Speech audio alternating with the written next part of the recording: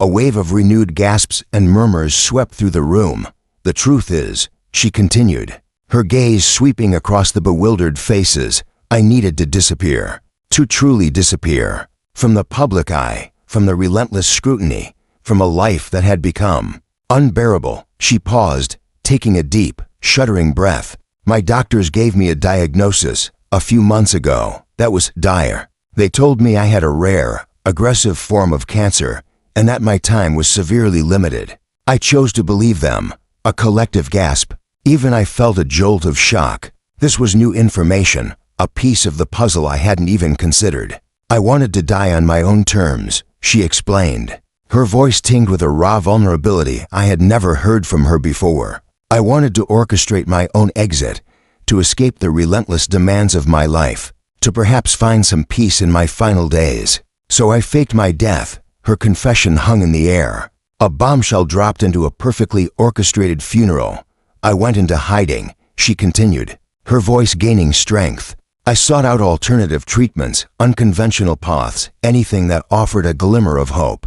I needed to be free from the expectations, the obligations, the constant glare of the world, to truly focus on healing." She looked back at me, her blue eyes softening. Elias was the only one who truly saw through my charade. He saw a flicker of life where everyone else saw only death.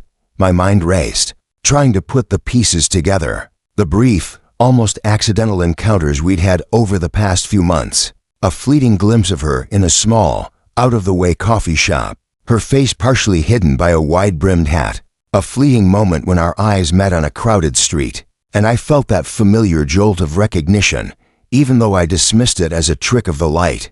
A desperate wish. I had seen her.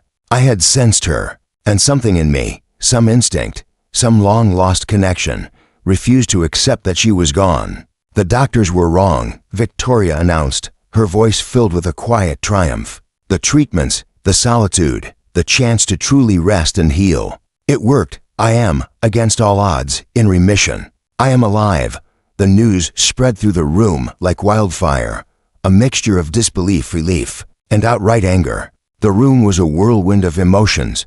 "But why the deception, Victoria?" A woman, a prominent society figure, demanded, her voice shrill with indignation. "Why put us all through this?" Victoria's gaze hardened. "Because I needed to know who would truly mourn me, and who would simply mourn the absence of my influence. I needed to see who would care about Victoria Sterling, the person, and who would only care about Victoria Sterling, the corporation." She took another step closer to me, reaching out a hand, and for the first time in years, I felt the warmth of her touch. Her fingers were cool, but firm, as she gently squeezed my arm, and I needed to know if there was anyone left in this world who would refuse to accept my death, even when faced with overwhelming evidence. Her eyes twinkled, a hint of the old Victoria returning. Turns out, there was only one. A wave of emotions washed over me, a confusing mix of validation, disbelief, and a profound sense of being seen. After all these years, after all the anonymity, the struggle, the feeling of being utterly invisible, she had seen me. She had heard me,